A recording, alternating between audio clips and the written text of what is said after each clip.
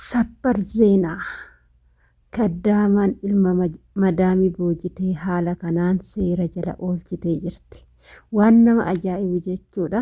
Baay'een itti gammadee mucayyoo tana dhugumatti ogeettii cimtuudha. Indee kuuwwan keessanis yoo argattan gixxin gora xabbasaa baqqaa maammadoo nama hin xaqqabnerra maammadoo nama xabbasuudha. Shaggaa gootiin tolchite bagatti cabsiteen jedha.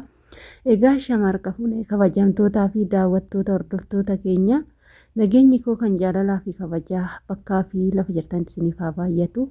Anis obboleettiin keessan bakkaa fi lafa jirtu waaqayyoof galannaa ga'u nagaa fayyaa kootidha.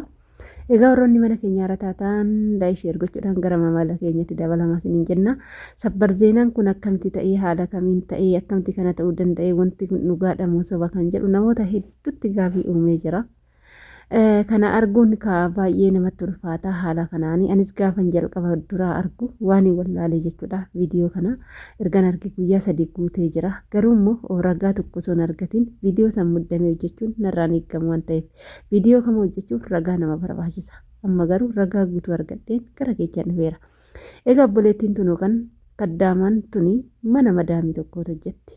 Haa ta'u garuu ilmi madaamii ishee tana gaafuma guyyaa argirraan jaalatee jaalalaan booji'ame jechuudha. Yeroo hundumaa baay'ee akka ishee jaalatu itti dubbatu irraa fagaatee baay'ee ishee sassataa baay'ee ishee jaalata ture. Ishiin immoo waa'ee hojii ishee malee inni kun na jaalatattee waa'ee yaaddii tokkollee hin qabdu. Haa ta'utii garuu mucayyoo tanatti dhiyaachuu jammare. Yeroo itti dhiyaatu kan ishiin kaayyoon ishii kaayyoo hojii dalagattee hiyyummaa keessaa obbaasuuf waan ta'eef isatti hin dhiyaattu baay'ee irraa dheechite turte. Egaa odoo nama tokko ta'ee garuu kana hin godhu. Keessattuu namni birri jala qabanii watti agarsiisanii birri irraa namni hafu hin jiru. Ishiin garuu wanni tokko ishee attaalaluu dide. Warqii hin bitaa fi maallaqa hin kennaa fi irraa hin fudhattu jechuudha. Inna kaayyoon kiyya dalagaadha kan manaa bahi malee ani kanaaf manaan baane jettee baay'ee nama kanarraa dheechite jechuudha. Dhumarratti garuu mana madaamii kanallee jijjiirrattuu yaalii gooteerti. Yaaliin sun immoo ta'uufii didee jechuudha. Haa ta'u garuu guyyaa tokko gaafii jaalalaa akka onneedhaan ishee jaalatu, akka jaalala dhugaa ishee jaalatu, akka hanga dhumaatitti itti taphatee yookaan zummuutii irratti hojjetee ishee gatuuf osoo hin taane akka jireenyaaf ishee barbaadu, akka keechisaa lapheen isaa isheedhaa baname itti hime. Haadha isaatis hin hime. Faamilii isaa guututti hime jechuudha. Inna gizee kana maatiin waan godhan wallaalanii homaa hin jenne yoo siisar mite jedhani. Inni garuu akkasitti gaafannaan mucayyoon eeyyamamtuun turre turte. Haa ta'uti garuu gaafa eeyyamamtuu taatu ani akkanatti sittin siqu. Maalan si amanee sitti siqa. Yoo dhugumaan jaalala koo qabaatte, yoo dhugumaan jireenyaaf na barbaadde, maatii koo biyyarraa naaf fiddee bakka maatiin koo jiranitti gaa'ila naaf goota. Gaafa sanan sitti dhiyaadha jetteen. Ebade kaddaamaa ilma madaamii jilbiiffachiifte. Haala kanaan siraatan jechuudha. Bakka maatiin ishee sabamanii jiranitti qalabatii itti godhachuuf akkanatti jilbiiffachiiste. Maatii ishee akkuma aadaa biyya isaaniitti kabajaadhaan dhaqee irraa xumuratee maatii ishee biyya kana fide haala kanaan jireenya bultii tidaarii wajjin akka ijaarratu eeyyamamtu godhe jechuudha. Innaanti das nama jedhu garuu ani mucayyoodha baay'een gammade. Yetaabbaatu carraan takka biyyaa nama baaste bari waan gaarii namaa kenniti. Carraan tokko garuu biyyaa nama baaste waan hin taane irratti nama buusti. Yeroo tokko nyaara ofii gadi cabsanii jiraachuun mataa ofii gadi cabsanii jiraachuun bakka gaarii nama buusa. Mucayyoon tun odoo akkuma inni birrii fi warqiidhaan ishii doorsisan isa argitee irraa hafuu dadhabde namichi kun itti taphatee kan ishee eegatu jechuudha. Garuu amma addunyaa irratti jechuudha miidiyaa irratti akka addunyaan guutuu beekutti haadha manaasaa godhatee jechuudha qallabatii itti godhatee haadha manaasaa godhate. Sa'aatii kanatti bakka gaa'ila bichaatu ishee hafe jechuudha. Inna haala kana mee ilaala akkatti ishee bakka maatiin ishee jiranitti barjilbiiffatee fi yetaabbaatu hinna. Inaanti argannaan xibbis godha.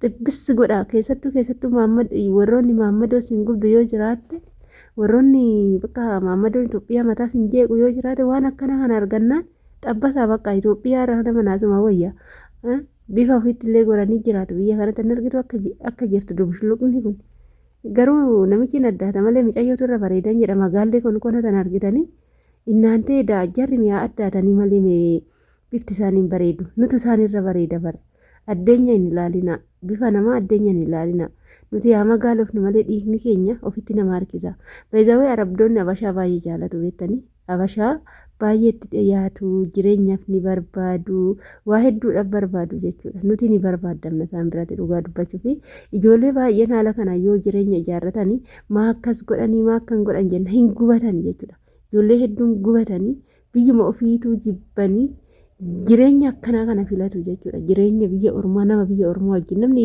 ka jaalate nama biyya ormaa wajjin maraachuun filatu yoo gubatanitti cabsu jechuudha nama laphee isaanii fayyisuuf yoo dhabanii laphee isaanii fayyuuf jechaadha jechuudha kan itti ani immoo kan na ajaa'ibe jechuudha kan maatiin namichaa inni kaddaama fuudha jennaan eeyyamamaa ta'anii hundi isaaniitu bakka pirogiraamii isaati irratti argamuu isaanii maatii ishii biyyarraa fiduu isaanii waamee kan nama ajaa'iba dhuguma jireenya akka barbaadu argitanii ilaala abbaan namichaa eechummaawwan namichaa firri namichaa namni tokkichi naafne jechuudha pirogiraamii kanarratti argamanii jiru. Kuni sabbar zeenaa guddaadha jechuudha. Kuni akka addunyaatti mucayyoo fakkeenya guddaa miidiyaa guddaarra deemaa jirti. Asumarraa illee feemesii taate carruma kanaani asumarraa illee jireenya gaarii argatte kuni waa lama badhaafamuudha jechuudha. Badhaasa ani guyyaa duraa nan rifadhe dhugaa dubbachuudhaaf dhugaan seene footoshoppii jechuudha.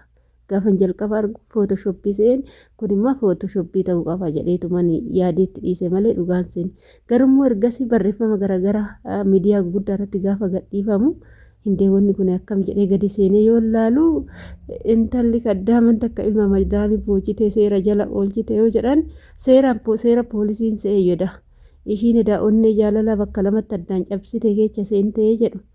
Inna kan kana caalu jiraare erga isa jilbiiffachiisanii kan kana caalutu jiraayin jedhe beeyani garuu wanni sodaadhee booda daa'ima tokko irraa dhalfatee booda jechuudha ka jireenyi tun nama sodaachifti deemi gara biyya keetii akka hin jenneeni kana bichaadha daa'ima ishii gattee gaafa deemtumuu ni ulfaata biyya ormaatirraa galuuni inni biraa mooyyuu ishiin namni akkana jireenya akkana carraa akkanaati yoo seenanii itti fayyadamuudha jechuudha isumaa bichaadha manaa bichaa ta'anii jiraachuu danda'an bilxoomuudha jechuudha wanna akkanaa kanarratti fakkeenyaaf wantoota isarraa argatan biyya irratti akkaawuntii maqaa ofiitiin banatanii harka lafa jalaatiin gara biyyaa irratti akkaawuntii irratti galfachuudha odoo wanni tokkollee uumame waa baay'eetu jira jechuudha nama sodaachisa.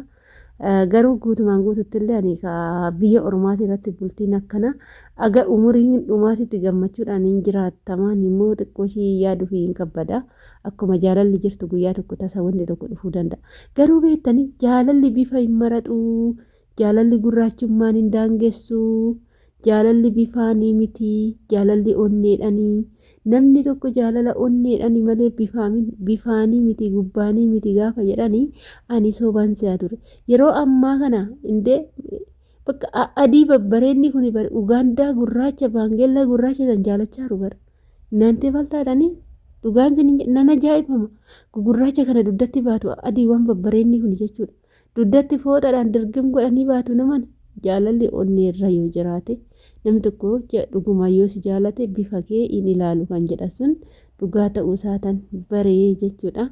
Inni akkasii asumarraa illee koongiraaluleeshiin immoo koongiraaluleeshiin jedhan immoo koongiraa jedhani inaanti baga gammadde bannaatish kuni nama gammachiisa jireenyi sarraatinyaa takka haala kanaan milkaa'ee jechuuni jaalala kee jaalala hanga dhumaa siif haa godhu akkuma gammachuun eegalame gammachuudhaan aga addunyaa kanarratti jiraattu harrii waliin firadhaa jarri tun afaan oromoo beekti laata jaran harrii waliin firadhaa bakka yaaddan waliin gaasiniin jedhashi turtii gaarii baay'ee.